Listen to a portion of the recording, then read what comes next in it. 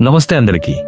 ఈరోజు మనం ప్రపంచంలోని అత్యంత ప్రాచీన నాగరికతల్లో ఒకటైన హరప్పా నాగరికత గురించి తెలుసుకుందాం.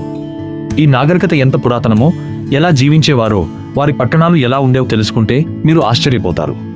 హరప్పా నాగరికత అంటే ఏమిటి? హరప్పా నాగరికతను సింధు లోయ నాగరిక, ఇండస్ వ్యాలీ సివిలైజేషన్ అని కూడా అంటారు. ఇది సుమారు క్రీపు 2500 నుండి 1900 వరకు అభివృద్ధి చెందింది. ఈ నాగరికత ప్రధానంగా సింధు నది పరిసర ప్రాంతాల్లో, నేటి భారతదేశం మరియు పాకిస్తాన్లో విస్తరించింది. ప్రధాన నగరాలు హరప్పా, మొహెంజోదారో, లోథల్, ధోలవీరా. పట్టణ నిర్మాణం. హరప్పా నాగరికతలో పట్టణ నిర్మాణం చాలా అద్భుతంగా ఉండేది. వీధులు సూటిగా గ్రిడ్ పద్ధతిలో ఉండేవి.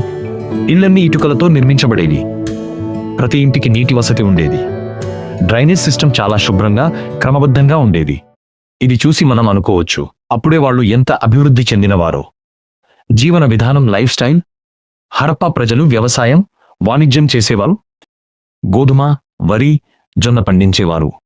పశుపోషణ కూడా చేసేవారు. బంగారం, వెండి, రాళ్లతో ఆభరణాలు తయారు చేసేవారు. వాళ్ళు చాలా శుభ్రతను పాటించేవారు. అందుకే వారి నగరాలు చాలా క్లీన్గా ఉండేవి. వాణిజ్యం.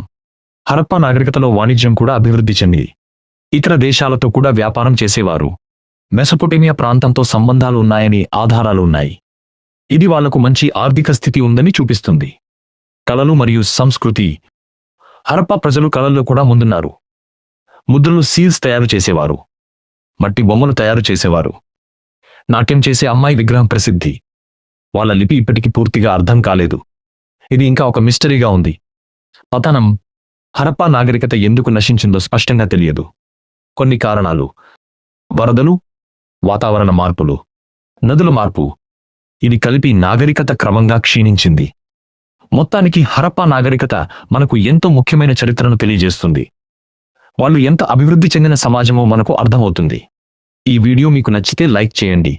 మరిన్ని ఇలాంటి చరిత్ర వీడియోల కోసం ఛానల్ను సబ్స్క్రైబ్ చేయండి.